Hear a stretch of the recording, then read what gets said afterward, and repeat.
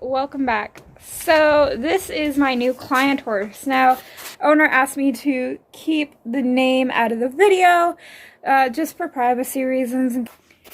He is a 5-year-old Kiger Mustang.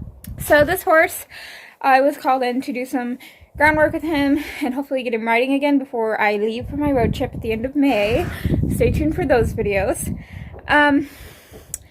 So pretty much when you lunge him, going to the left, he's really soft, really quiet, as you'll see in these videos. Walk, trot, canter, he's really quiet and soft on the line to the left. Going to the right, walk, trot, he's beautiful, soft, quiet. But when you go to the canter, he takes off. Now, when she explained this to me, the way she explained it, I thought I misinterpreted. I thought she meant like he kind of leans out a little bit like Kamani used to do. And I took you guys through that process of fixing that. So that this is like an easy fix. Like, let's get it done. And I go out there and unfortunately I didn't get any clips. We didn't film in the beginning. I'm just going to say he bolted.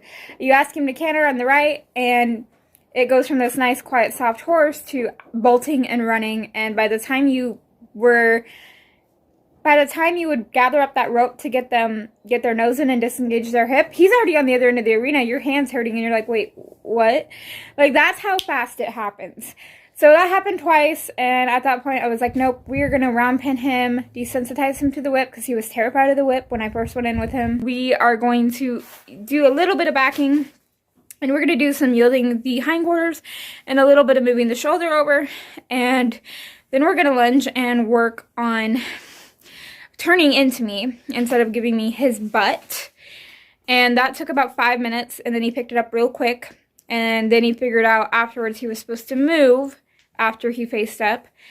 And so yeah, this is kind of our little first session, and I don't think I'm going to film every session with him. Not my horse, not my property. So yeah, let's get into this. Okay, so we're just starting off at some round pinning. I made sure to round pin him before I ever hooked him back on the line and tried lunging him, connected to him, because of how he was bolting and dragging. And here you can see I've got him turning in, facing in. Before this, he would just give me his butt and go whatever way he wanted and change directions on you. And about 5 minutes of this, he kind of figured out, oh, I turn in. Now here I'm trying to get him to follow, because a minute before he had actually followed me. He didn't show interest, so I sent him off. I mean, he's a beautiful horse. So I love this turn here. That was and he pretty. faces right up.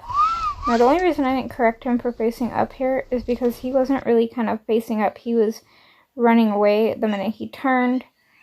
So I wanted to reward that and leave him alone. Okay. So here all I'm doing is making sure he's staying stop on the line. You can see how loose that line is at this trot, how quiet he's being, how nice he's being. But when you go into the canter, you can see it doesn't really kind of show how fast he's actually going. But you can kind of tell with the dirt. And then when I pull right there, the line's super tight and he's super tense. So I just send him back off and we try it again. And that was much better. And the line was actually soft when he stopped there.